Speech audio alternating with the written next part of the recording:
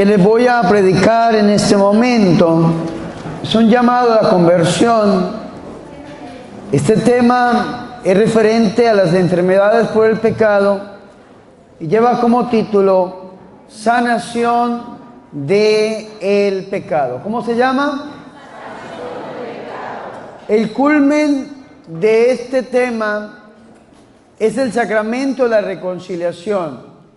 Y si el mensaje llega al corazón de ustedes, yo los tengo que ver delante del sacerdote confesando sus pecados, porque no hay otra manera para sanar el pecado, las enfermedades causadas por el mismo, sino el sacramento de la reconciliación.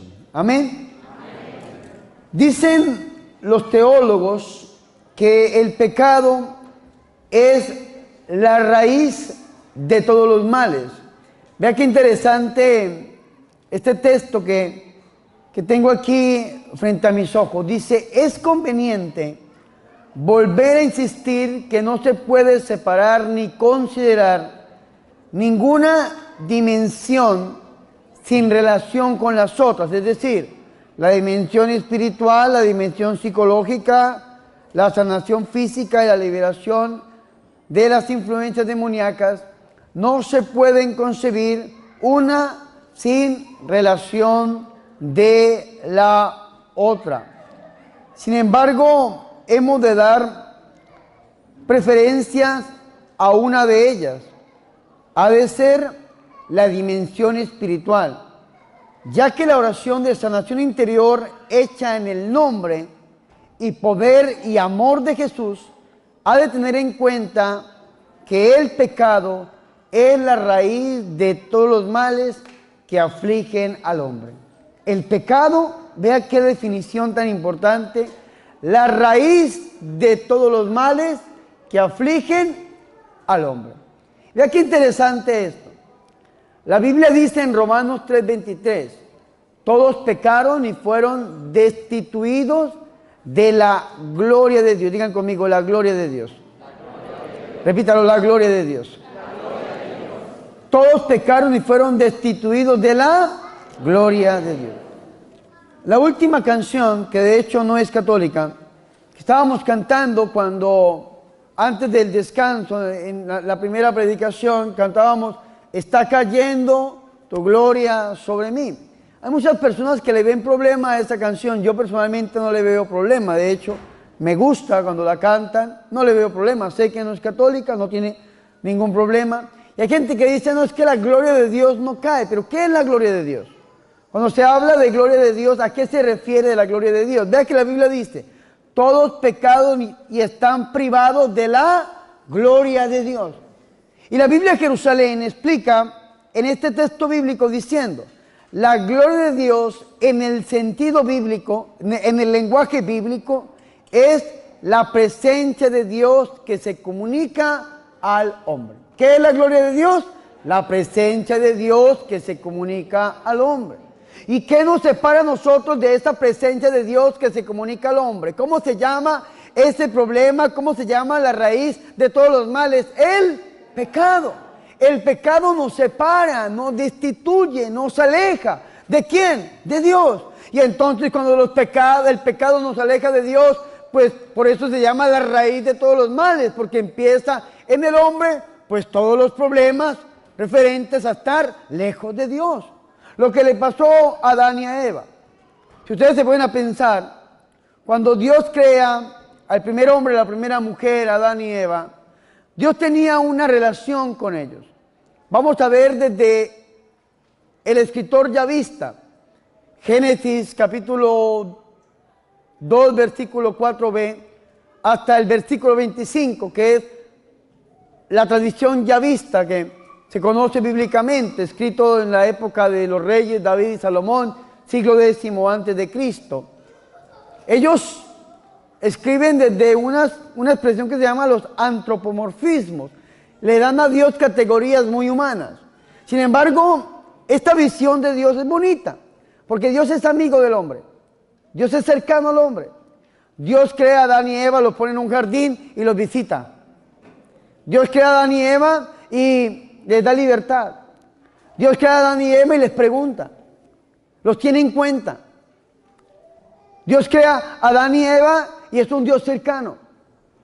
Es un Dios que cuenta con su criatura.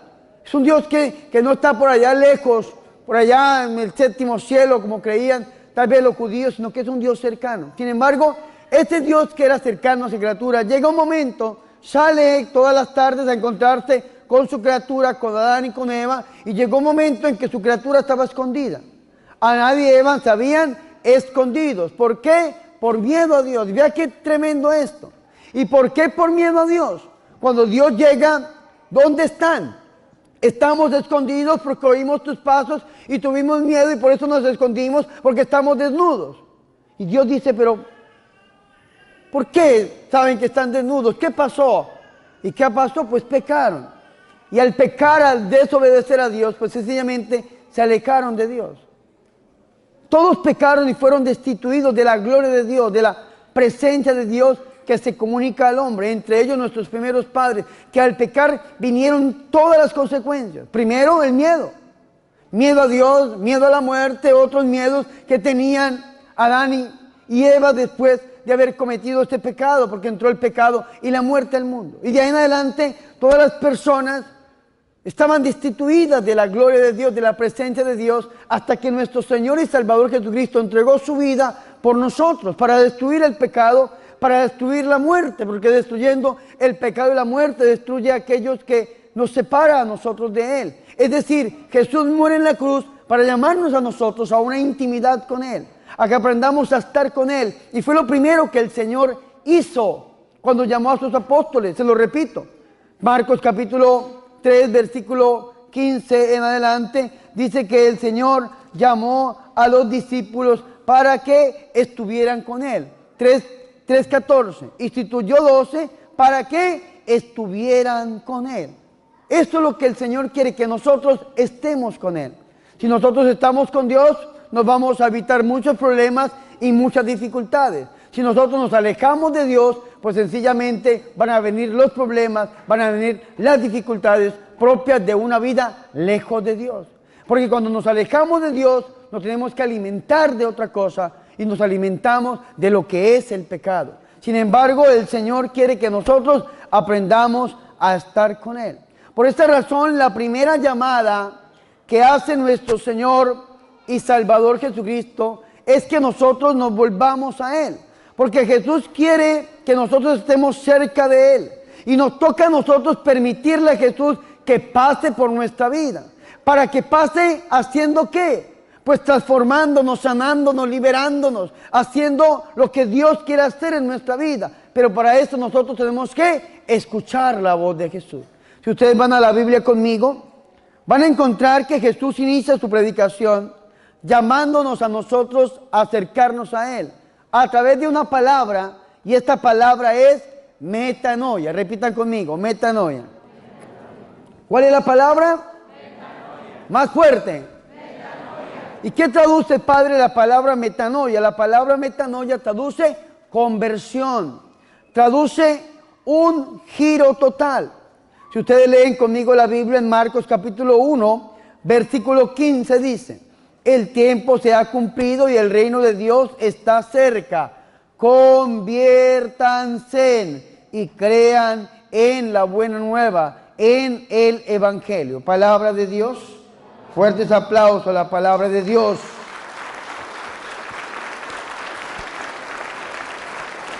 ¿Y por qué el Señor quiere metanoia para nosotros? Conversión para nosotros. Queremos un giro total. ¿Por qué? Porque Dios quiere que nosotros tengamos vida.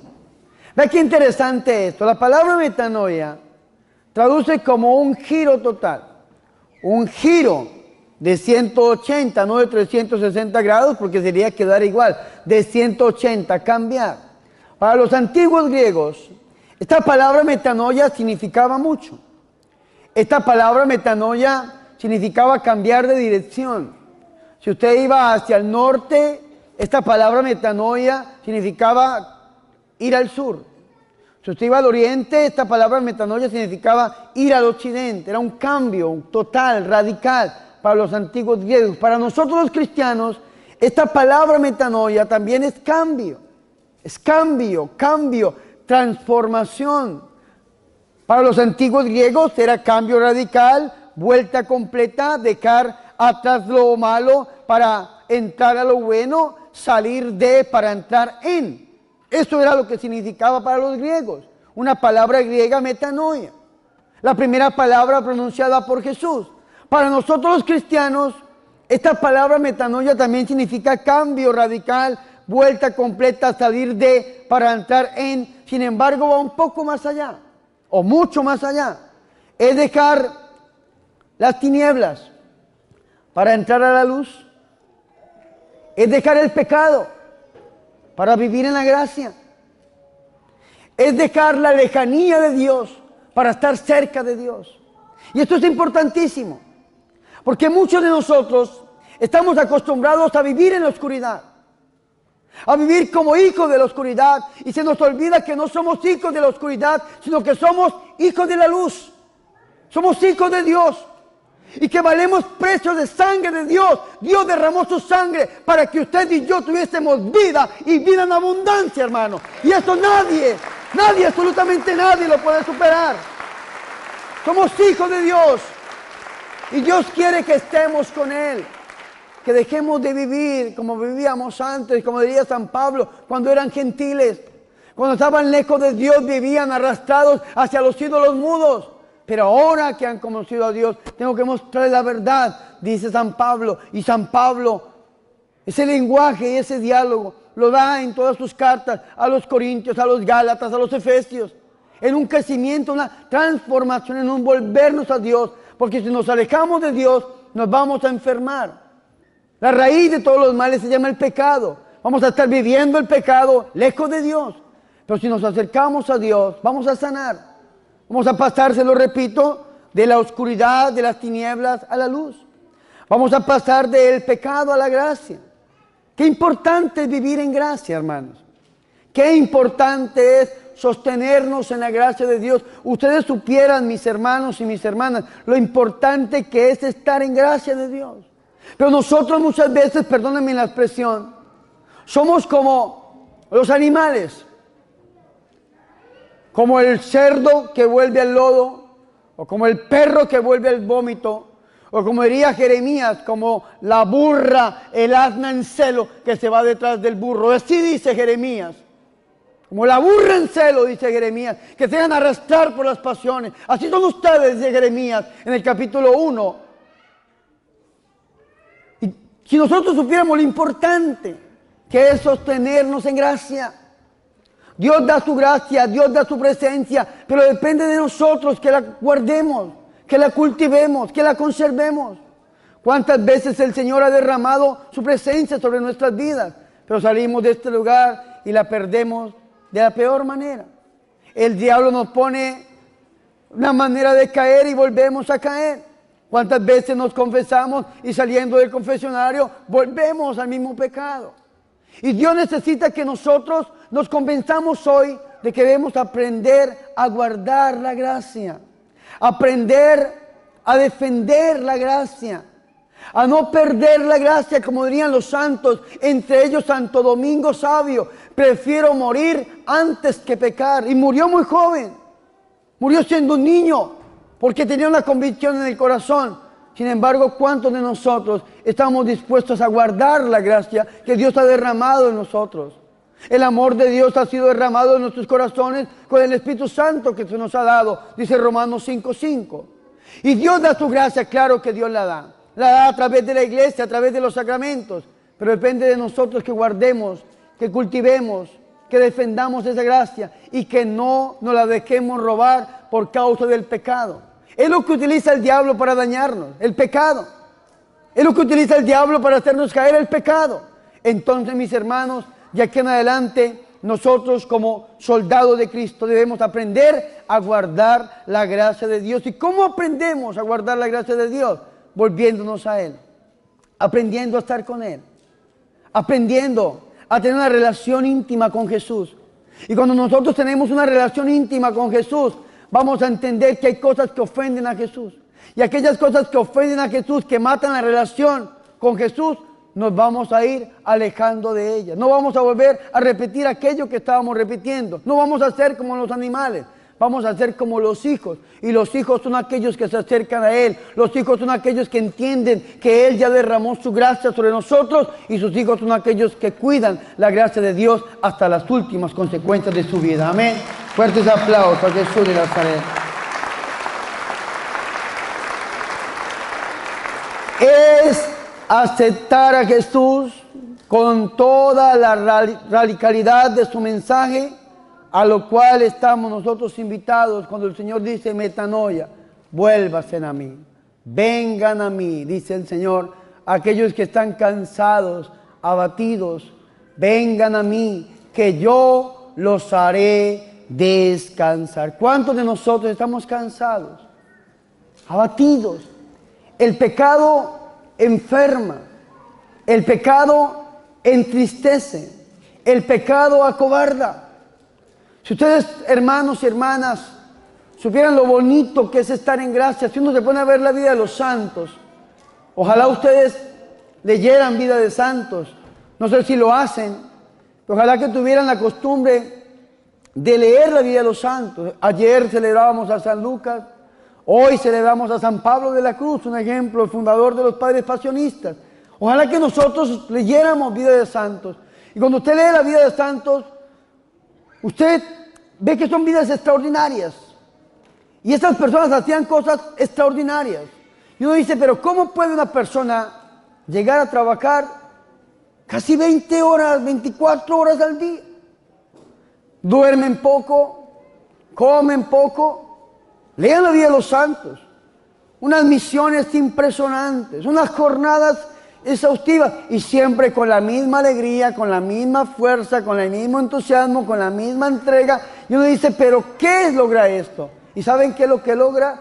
Tiene un secreto, se llama la presencia de Dios, la gracia de Dios en la vida de estas personas, que fue lo que los transformó. Pero es que esa gracia en la vida de estas personas es la presencia de Dios, que nosotros también tenemos y que nosotros también recibimos, solamente que ellos la reconocieron y ellos se convencieron de cuidarla, de cultivarla, de estar con Dios. Porque nosotros muchas veces, en lugar de cultivar la gracia, lo que hacemos es caer en pecado y estar en pecado. Y cuando nosotros no somos tentados por el diablo a caer en el pecado, nosotros mismos buscamos la ocasión de pecar.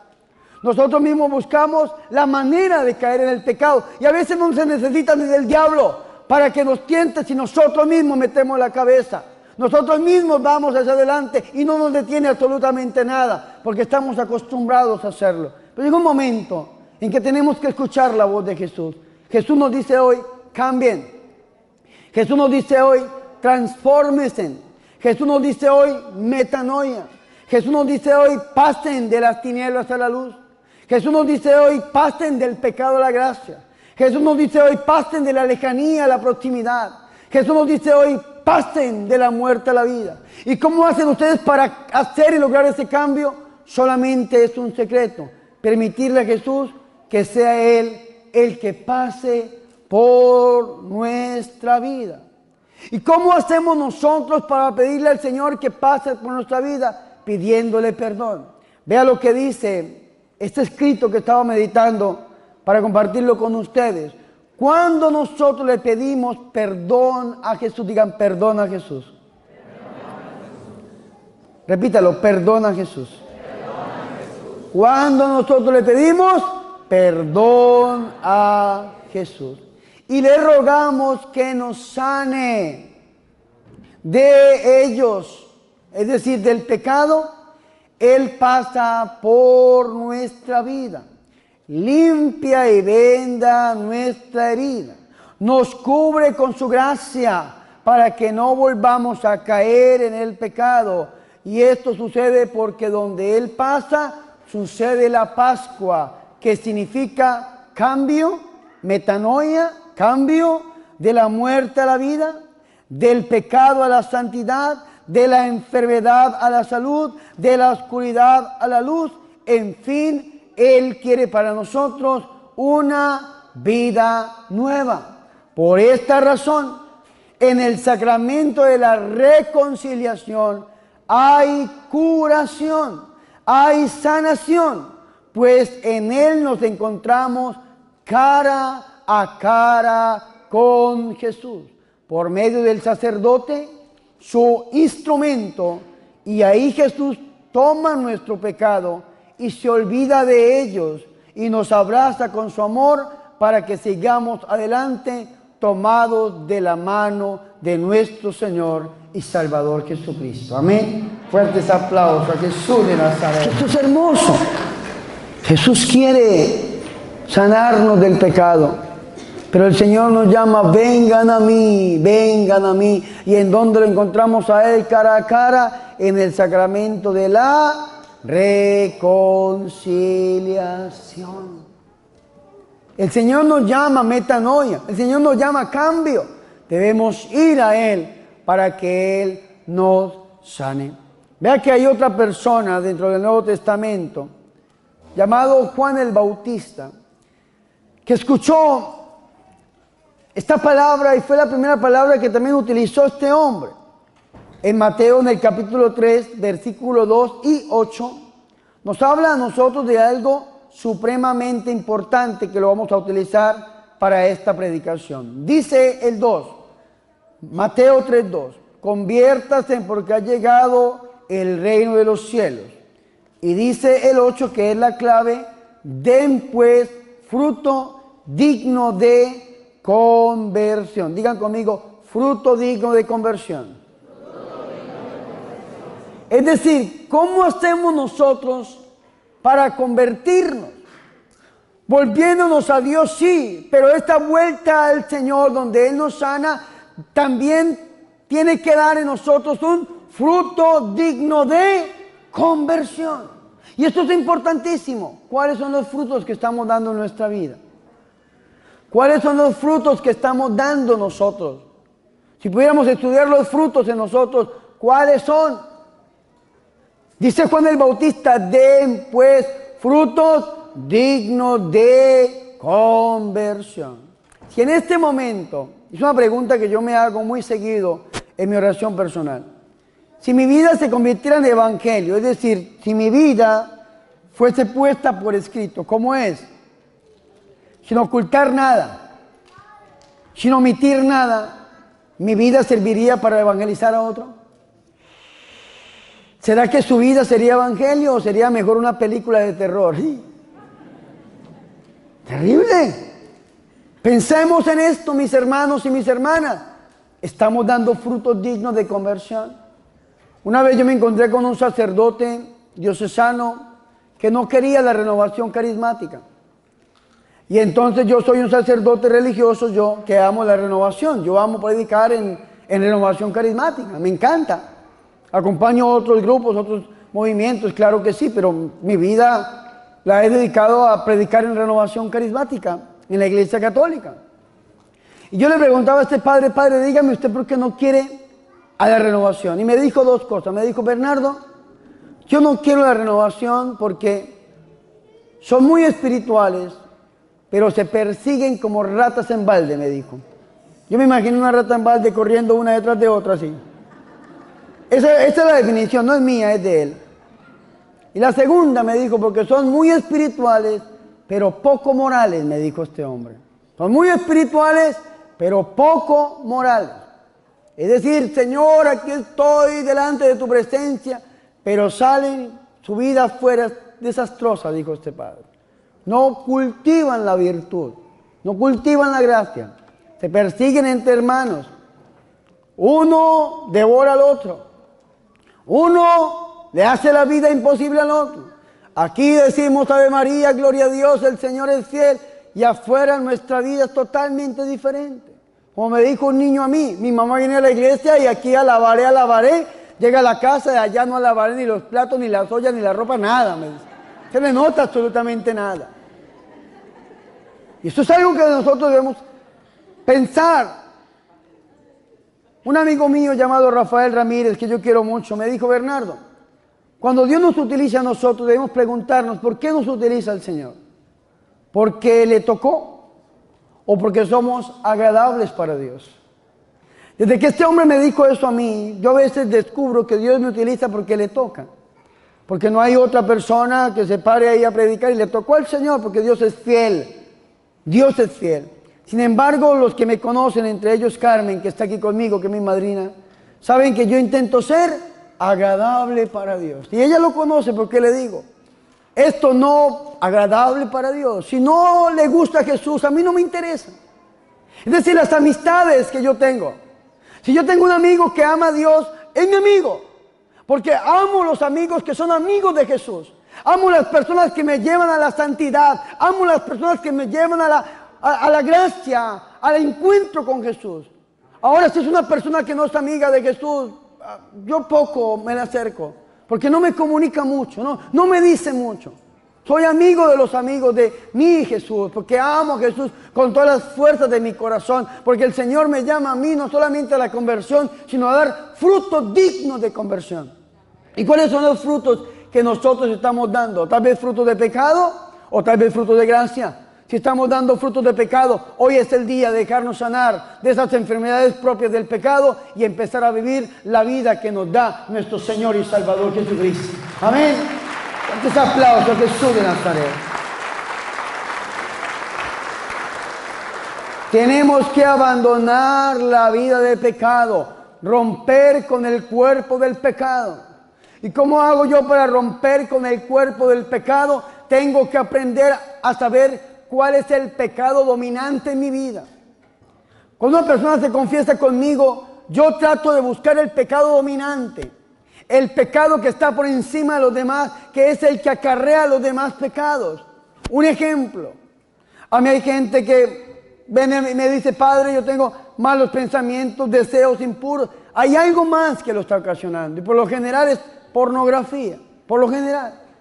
Hay algo más allá que está ocasionando la raíz. Hay que arrancarla para que deje de dar ese fruto de pecado. O hay gente que tiene otros problemas y se tiene que ir a la raíz, al pecado dominante. ¿Cuál es el pecado que nos domina? Que es el que acarrea otros pecados en nuestra vida.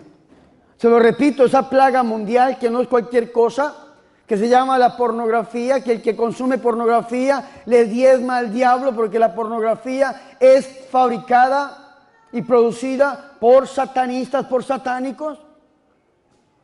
La palabra porno aparece en la Biblia. La palabra porno viene del griego porneia, y siempre que se utiliza esa palabra en la Biblia es para hablar del espíritu de la impureza. Porneia, impureza. Y la persona que consume pornografía pacta con el diablo a través de su mirada, de sus oídos, de sus sentidos, y le entrega su sexualidad. Es algo terrible y esto crea otras cosas.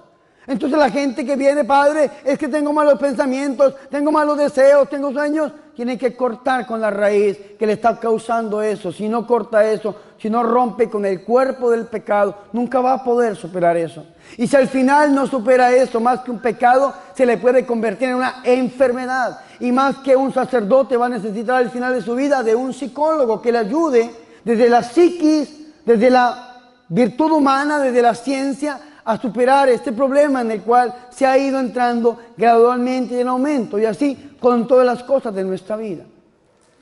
Tenemos que aprender a abandonar el pecado, a romper con el cuerpo del pecado, a cuidar la gracia de Dios en nuestra vida y alejarnos del pecado lo más que podamos. Tenemos que aprender a huir. Y si hay un pecado dominante, tenemos que reconocerlo para vencerlo con la fuerza del Espíritu, unidos a nuestro Señor en la oración y en los sacramentos.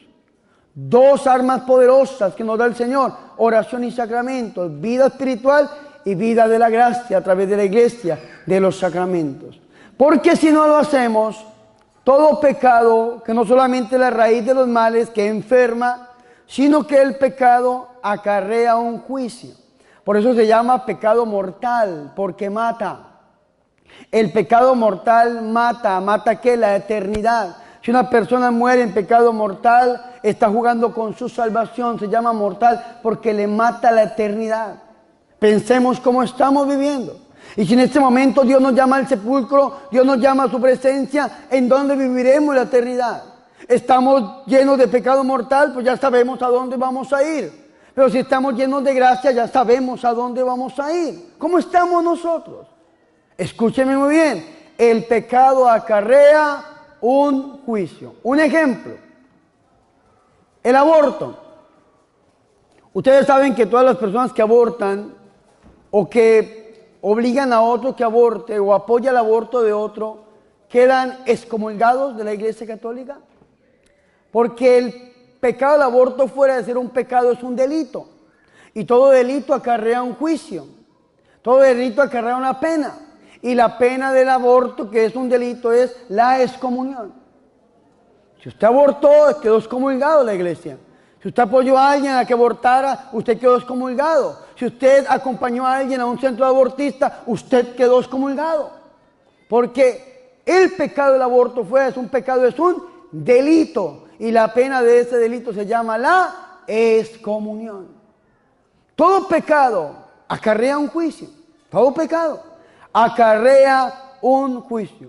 Es decir, cuando nos presentemos delante del Señor, delante de Dios, Dios nos va a pedir cuentas de cómo vivimos.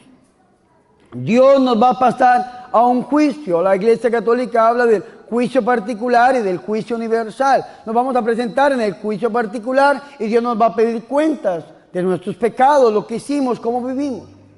Aunque el padre Carlos Cancelado, que tuve la oportunidad de entrevistarlo para mi canal de YouTube, me contaba el testimonio, y yo aprendo mucho de los testimonios de la gente que yo entrevisto. El padre Carlos Cancelado probablemente murió. Él dice que le dolió el estómago de una manera terrible y fue y se acostó, y cuando abrió los ojos estaba sobre su cuerpo. Estaba levitando, veía el cuerpo bajo y de un momento a otro empezó a desaparecer todo, paredes, pisos, ventanas, puertas, todo empezó a desaparecer y él fue trasladado a una presencia hermosa, grande, bondadosa, llena de amor, era una voz que le dio el juicio, le hizo el juicio, y el juicio fue en el amor. Dice la Biblia, seremos juzgados en el amor. Y le hizo algunas preguntas, 4 o 5. Le dijo: Carlos, ¿me amaste? Carlos, ¿te amaste? Carlos, ¿amaste a los demás? Carlos, ¿amaste lo que hacías, tu profesión? ¿Amaste tu vida sacerdotal? Y este padre dice que todas las respuestas eran negativas. ¿Y cuál era el veredicto final? La condenación. Sin embargo, Dios les permite volver a este mundo para que prediquen. Y ahí tenemos este santo sacerdote, el padre Carlos Cancelado, que allá en Mezcaltitlán, México, está predicando la palabra del Señor y anunciándole a este mundo, gritándole a este mundo que tanto lo necesita, que se vuelvan a Jesucristo, que nos convirtamos a Jesucristo, porque cuando partamos de este mundo vamos a ser sometidos a un juicio. Y ese juicio va a ser dependiendo cómo viviéramos y vivamos en esta vida. ¿Cómo estamos viviendo? Jesús nos llama hoy conversión. Jesús nos llama hoy a través de Juan Bautista a dar frutos de conversión. ¿Y cómo estamos viviendo? Pero ustedes sabían que ese juicio se puede adelantar aquí en esta tierra de cierta manera, ¿sí o no? ¿Sí sabían? Levanten la mano quienes sabían que el juicio se puede adelantar aquí en la tierra. Bueno, bajen la mano. Levanten la mano los que no sabían que el juicio se puede adelantar aquí en la tierra. Bueno, bajen la mano. Levante la mano el que no le importó esta encuesta, a ver. Sí, porque ninguno. Escúcheme. Dice el Catecismo de la Iglesia Católica, en el numeral 1470, 1470. En el sacramento de la reconciliación, el pecador, confiándose al juicio misericordioso de Dios, anticipa, adelanta, en cierta manera, el juicio al que será sometido al fin de esta vida terrena. ¿En dónde podemos adelantar de cierta manera ese juicio? ¿En dónde? En el sacramento de la reconciliación. Si usted dice: Padre, yo he pecado tanto, estoy tan enfermo por el pecado que si yo me llego a morir me voy para el infierno, pues sea, hermano precavido, confiésese. Adelante ese juicio y entregue ese pecado aquí en la tierra, que el pecado confesado es el pecado perdonado, y si usted confiesa sus pecados, Dios lo va a perdonar, y cuando usted parta de este mundo va a entrar directamente al cielo, a la presencia de Dios, y va a vivir la eternidad allá donde Dios quiere que usted la viva, junto con Él, al lado de Él.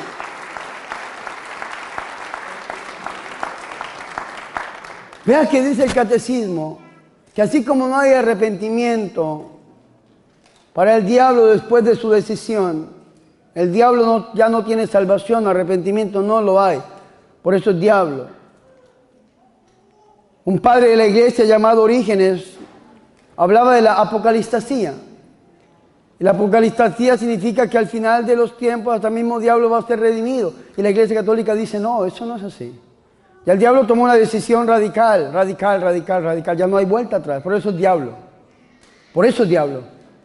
Porque ya tomó una decisión radical, y así como no hay perdón después de esta decisión radical, tampoco hay perdón para los hombres después de que partamos de este mundo. En este mundo, dijo Sor Faustina, vivimos la misericordia de Dios. En el más allá vamos a vivir el juicio de Dios. Vamos a ser sometidos a un juicio misericordioso de Dios, pero que se puede anticipar aquí de cierta manera gracias al sacramento de la reconciliación. ¿Y cuándo lo podemos adelantar? Vea lo que dice el catecismo en el numeral 1470. Pero es ahora. ¿Cuándo? Ahora. ¿Cuándo? Ahora. En esta vida.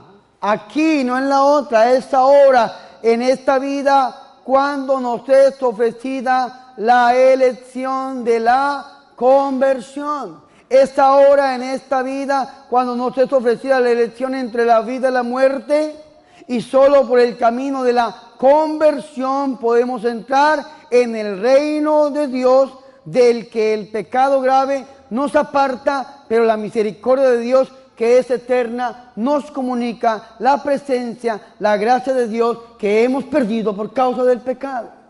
Es decir, es en esta vida, ahora, cuando Dios nos ofrece vivir o en la vida o en la muerte, en el pecado o en la gracia, en la lejanía o la cercanía. Es en esta vida, no en la otra, que a través de la conversión, que es el llamado que hace nuestro Señor, nosotros podemos entrar en el reino de Dios y vivir como hijos de Dios y cuidar la gracia que el Señor nos da, aquella gracia que nos quiere robar a nosotros el pecado, que el pecado nos aparta, pero si nosotros nos sostenemos, si nosotros nos mantenemos, podemos vivir la vida que el Señor quiere para todos nosotros. Amén. Fuertes aplausos a Jesús de Nazaret.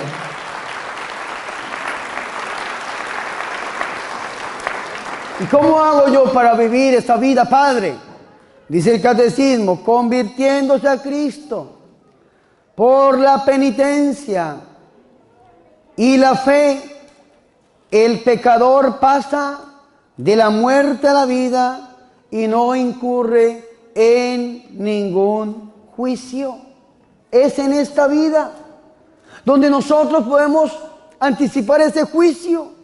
Y si nosotros nos convertimos, hacemos penitencia, creemos en Él, el pecador pasa de la muerte a la vida, de la lejanía a la proximidad, del pecado a la gracia, y no incurrimos en ningún juicio cuando vivimos el sacramento de la reconciliación. Pero, escúchenme muy bien, esta conversión no es obra únicamente del hombre, tenemos que cuidarnos, tenemos que volvernos a Dios. Esta conversión es obra de Dios, pero también trabajo del hombre. Es un cambio obrado por el Espíritu Santo que nos lleva a ser transformados a la altura del hombre perfecto, a la altura de Jesús de Nazaret. Efesios 4:13. Hay que crecer a la altura del hombre perfecto, Jesús de Nazaret. ¿Y cómo hago yo para hacerle caso a este llamado de Jesús? ¿Cómo hago yo para convertirme? Digan conmigo, conocernos para convertirnos. Más fuerte. Conocernos para convertir. Mírenme aquí. El hombre necesita a la luz de Jesucristo examinarse y conocerse a sí mismo con seriedad, con detenimiento, para tomar conciencia de las culpas y así abandonar su pecado que lo enferma y es la raíz de todos sus males. Tenemos que reconocernos y declararnos que somos culpables para así poder pedir perdón y hacer lo posible para no volver a caer en la misma falta.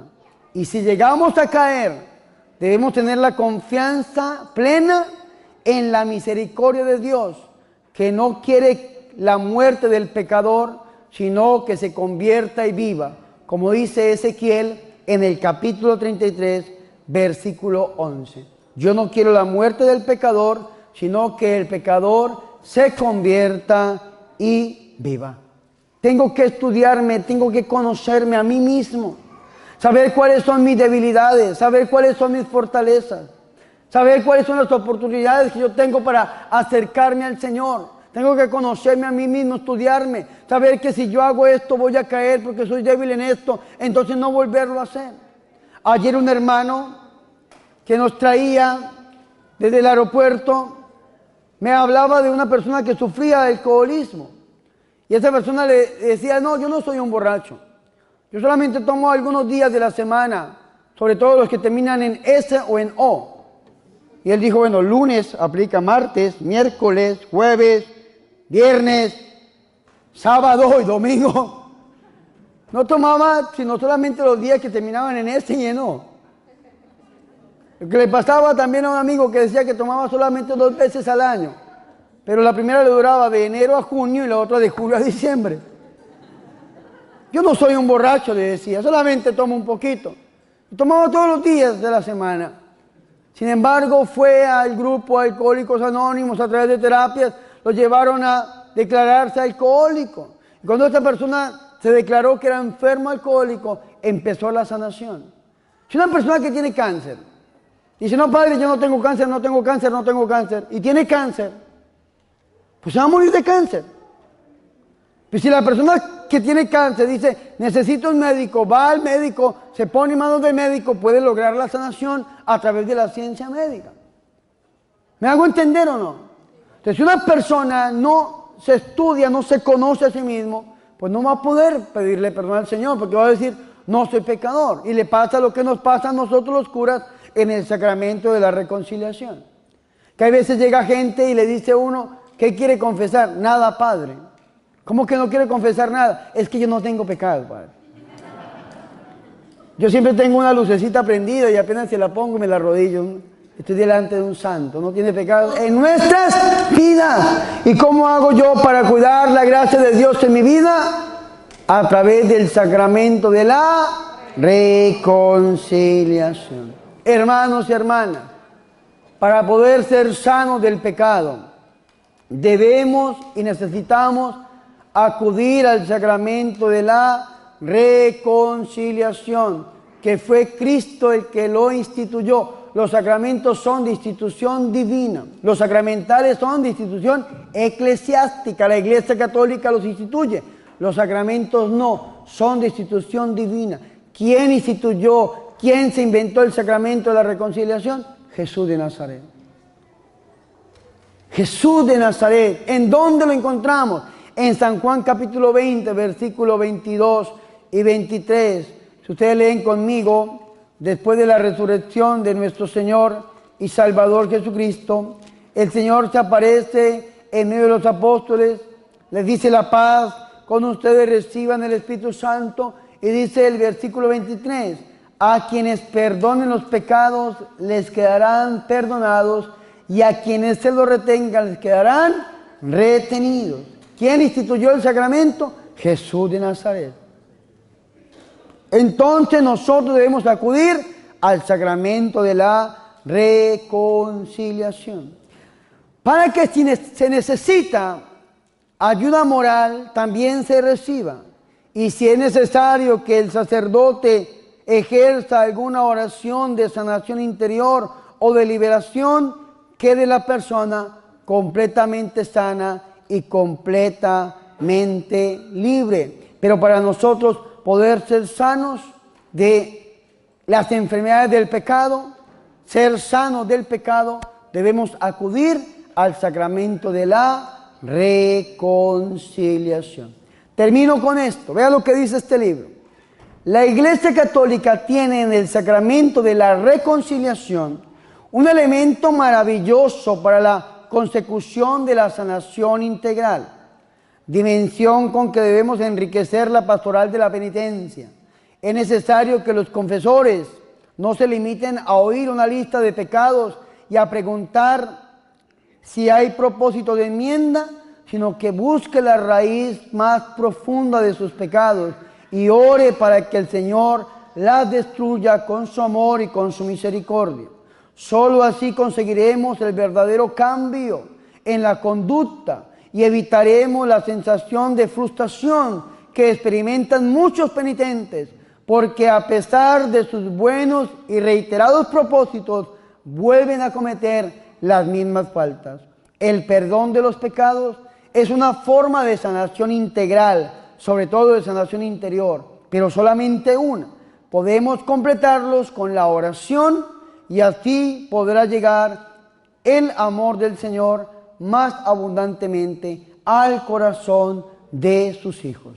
Y esto debemos hacerlo a través del corazón inmaculado de la Santísima y de la Purísima Virgen María. Ella que es Madre de Dios y Madre nuestra. Hay que pedirle a ella que nos guíe, que nos lleve, que nos abra los oídos para que podamos escuchar este llamado que su Hijo Jesús nos ha hecho a la conversión y volvernos a Él, para que nosotros podamos ser sanos del pecado, ser sanos de las enfermedades propias del pecado y podamos vivir en la gracia de Dios y así tener vida y vida en abundancia. Amén. Gloria al Padre, al Hijo y al Espíritu Santo.